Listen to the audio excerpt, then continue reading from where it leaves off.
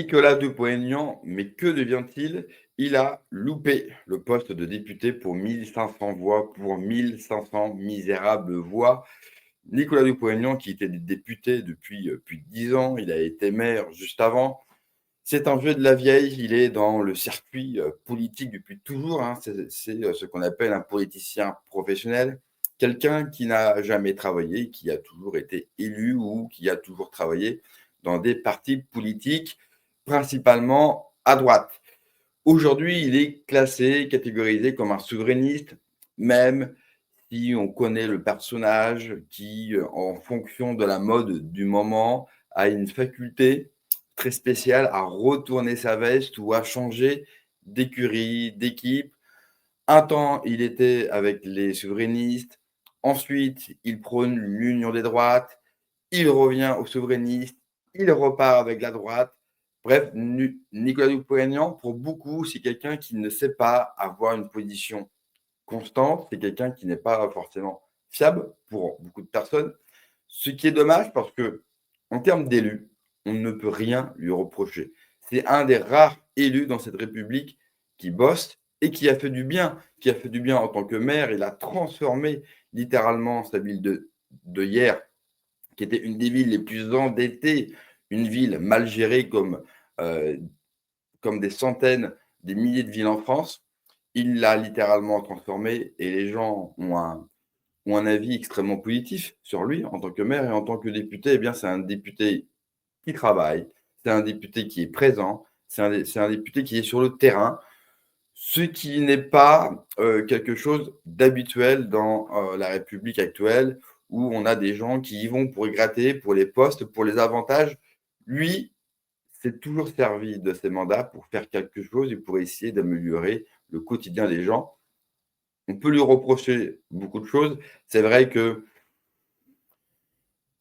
il court après les médias. C'est vrai que le gros penchant de Nicolas Dupont-Aignan, c'est les médias. Il adore passer dans les médias. Alors que c'est pas la personne qui paraît le plus fun, le plus chaleureux, mais il adore ça. Il a besoin d'être au devant de la scène. Du coup, comme il n'est plus élu, comme il n'est plus en responsabilité, il s'est tourné vers un média qui est déjà occupé par d'autres souverainistes, YouTube, et notamment sa propre chaîne YouTube, Nicolas Dupont-Aignan, et des vidéos. Et il s'est mis à faire ce que fait un Florian Philippot, et ce qu'il fait très bien quand je dis très bien, c'est pas forcément dans les thèmes et dans la façon de le faire qui est pour moi beaucoup trop putaclic que de la politique. Mais on peut admettre qu'il domine littéralement YouTube. Florian Philippot, sur les réseaux sociaux, c'est un des hommes politiques en France les plus performants. Sa chaîne YouTube, c'est plus de 500 000 abonnés. C'est un succès. Qu'on le veuille ou non, c'est un succès. Donc on peut déjà lui dire bravo parce que, vu les thèmes abordés, vu la qualité des vidéos très courtes, 12, 14 minutes, pas plus, eh bien, c'est un véritable succès. Et Nicolas Dupont-Aignan, comme il a besoin d'exister, parce qu'on pourrait se dire bah, qu'il pourrait arrêter, il a perdu. Même s'il y aurait une dissolution, il a très peu de chances de reprendre son siège, même si il fait partie des rares souverainistes, un, à savoir faire campagne et à savoir gagner. Ce que ne savent pas faire un François Asselineau ou un Florent Philippot. Après, pour les défendre et pour faire l'avocat du diable, ils n'ont pas envie de gagner. Pourquoi gagner? Pourquoi s'embêter à être élu quand la boutique tourne à plein régime et que cette boutique leur permet finalement d'avoir un train de vie et un niveau de vie équivalent, équivalent à si ils auraient un poste d'élu, hein, que ce soit député européen, député tout court. Finalement, vu ce qu'ils gagnent, vu ce que leur boutique, ce que leur parti politique leur rapporte, ont-ils vraiment, réellement besoin de gagner? La réponse est non. Et pour avoir fait partie d'une de ces écuries, je peux vous assurer qu'ils n'ont pas envie de gagner. Rien n'est fait. Et de toute façon, ils n'ont pas d'ancrage local, ils n'ont pas d'équipe. Donc, c'est difficile. Et ils n'ont pas d'hommes aussi qui savent faire une campagne. Nicolas Dupont-Aignan, par exemple, c'est quelqu'un, avant une élection, il part 6 mois avant. Il prend un logement central et il fait le tour des popotes. C'est de la politique à l'ancienne, c'est-à-dire aller voir les gens, serrer des mains, passer du temps avec eux. C'est quelque chose qu'on ne voit pas. Pour le coup, il ne filme pas, il ne se met pas en avant quand il fait campagne, mais il l'a fait. Après, il faut aussi dire que son ancien numéro 2, qui est aujourd'hui chez les LR, a fait campagne contre lui. Et Nicolas Dupont-Aignan, en bon souverainiste qu'il est, il n'a pas développé une stratégie pour se protéger. Je m'explique. Il a été élu député pendant plus de 10 ans. Bon, on se dit normalement, vous êtes député depuis plus de 10 ans, 15 ans, si je ne dis pas de bêtises. Bon.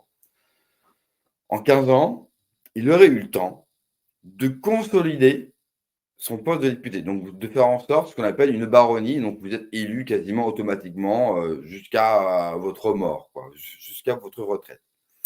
Pour faire cela, il faut placer vos hommes, c'est-à-dire travailler les localités en plaçant vos hommes comme maires ou dans les mairies. En gros, son poste de député, c'est une place forte et tout autour, vous allez construire différents châteaux, différents remparts pour vous protéger d'attaques extérieures de d'autres parties en cas de conflit, ce qu'il n'a jamais fait.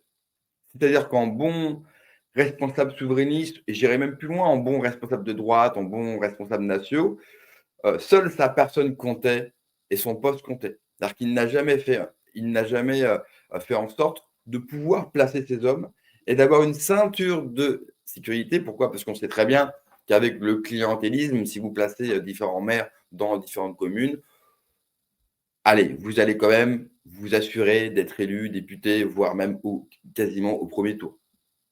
Je rappelle que déjà à l'élection précédente, au premier tour, il était loin devant le premier. Il avait réussi à changer la donne entre les deux tours et il avait fini par être élu député. Cette fois-ci, il n'a pas réussi et il a échoué à 1500 voix.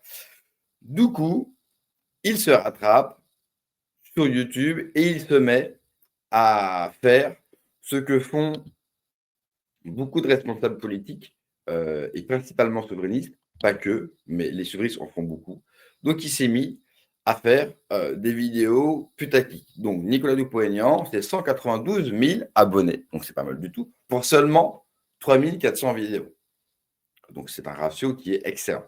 Et comme vous le pouvez le voir sur les miniatures, ici présents, eh bien, vous allez avoir... Alors, attendez, je vais vous remettre ça. Hop, là, je voulais vous remettre en grand, mais cela ne fonctionne pas. Mais écoutez, tant pis.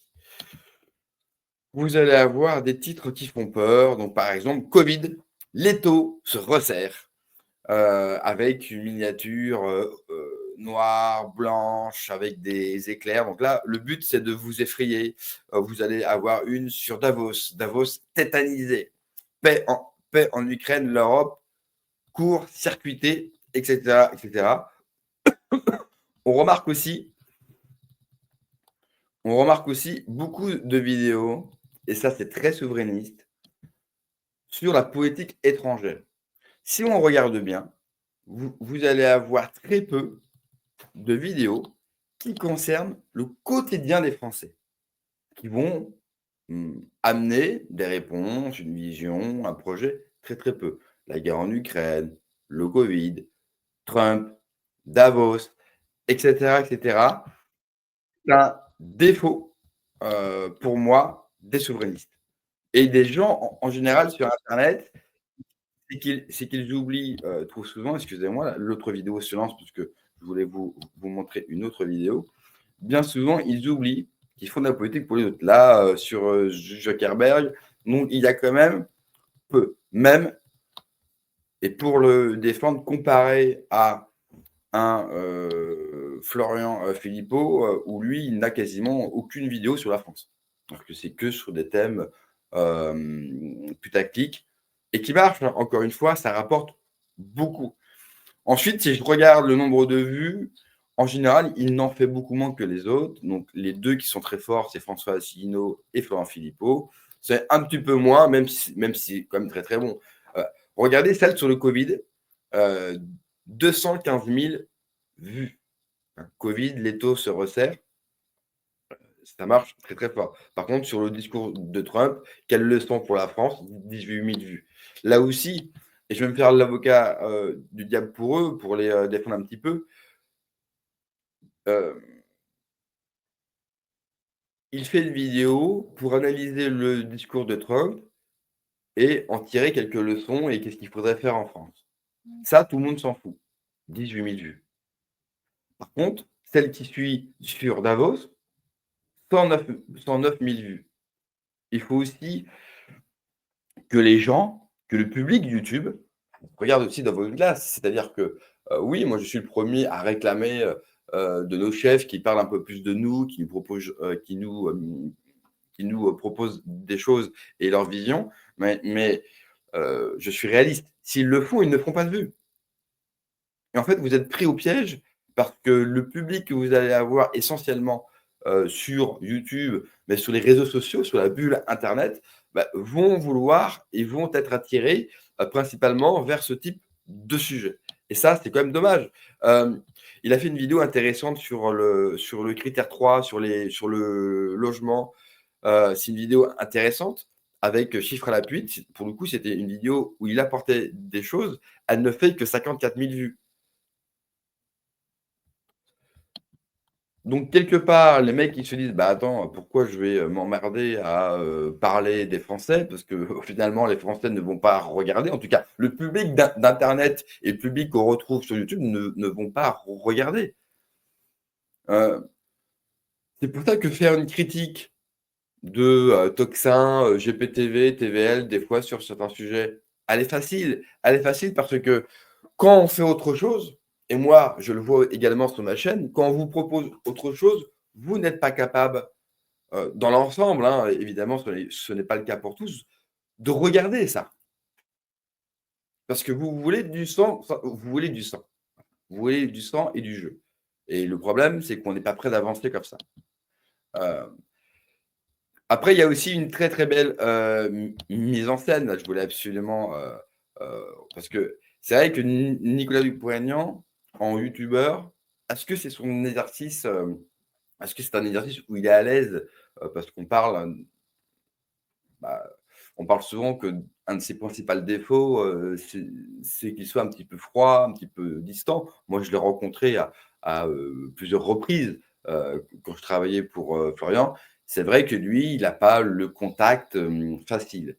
Si demain, vous organisez une soirée, vous pensez pas forcément à lui, pour amuser un petit peu la galerie. Alors que Florian, c'est un bon vivant, c'est un mec marrant qui va déconner. Là, pour le coup, vous n'aurez strictement aucun problème et vous ne serez pas déçus, pour l'inviter. Je vous mets un petit bout du style Nicolas Dupont-Aignan sur YouTube.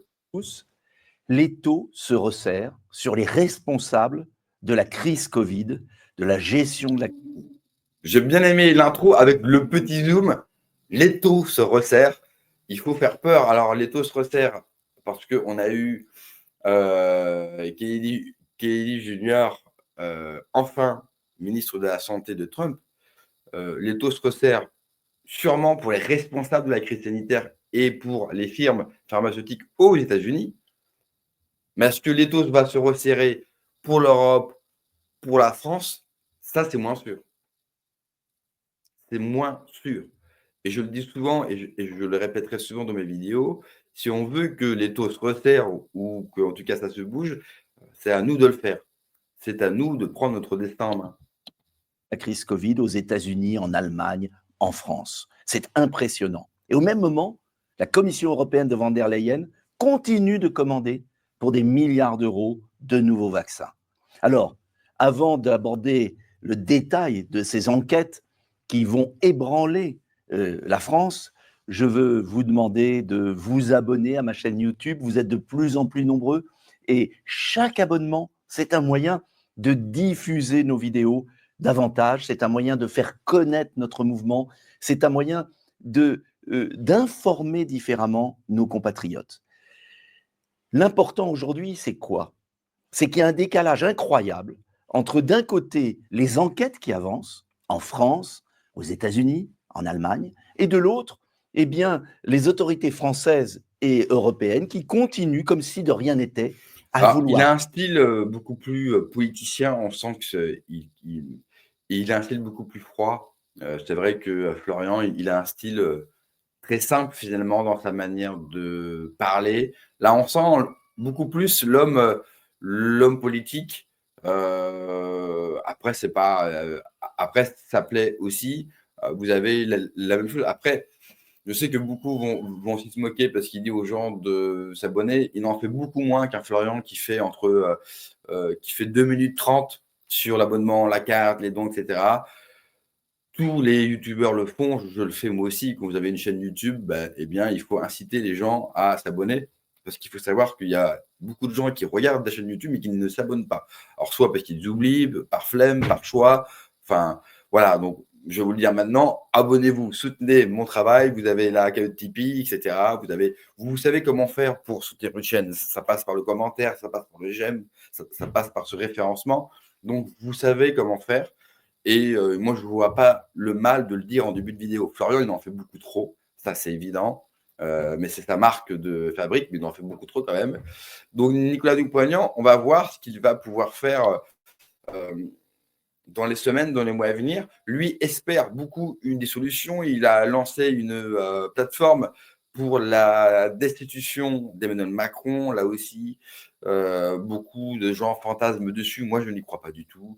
L'article 68 ne sera jamais voté. Même pour la censure, quand on voit la difficulté qu'ils ont, certains, à voter une censure, et je pense au RN, qui doutent beaucoup et qui n'osent pas censurer le gouvernement Bayrou, qui devrait être censuré. Pour moi, il faudrait censurer tous les gouvernements les uns après les autres. C'est le chaos en France, donc autant y aller à fond. Il faut faire chuter ce système, et ce n'est pas en étant le plus respectable possible et le plus mou que les choses changeront. Et je pense que cela aussi a un effet négatif sur une partie de l'électorat à qui ça ne doit pas beaucoup plaire d'avoir cette stratégie très molle. Quand je vois ce qui se passe aux États-Unis, quand je vois le discours d'un J.D. Vance à Munich avant-hier, je me dis quand même, on est quand même très très loin du compte. Thales Trevor, nous, faut faire avec ce qu'on a, mais il faut aussi que les gens comprennent que s'il y a une réponse, s'il y a un changement, eh bien, ça passera par vous. Il faut que les gens aussi se prennent en main. C'est bien de se reposer sur d'autres. Je peux le comprendre qu'on se repose sur les autres. C'est beaucoup plus facile de se reposer sur les autres, mais il faut qu'à un moment donné, on prenne réellement conscience que le changement, ça passera par nous, en nous responsabilisant, en nous formant, en créant du lien social entre nous et en forçant nos responsables politiques à agir et à parler d'autre chose que de toujours s'éparpiller vers d'autres sujets qui nous concernent de loin finalement. Même si, on l'a vu, eh bien, dès que vous parlez d'un sujet qui concerne les Français ne regardent pas.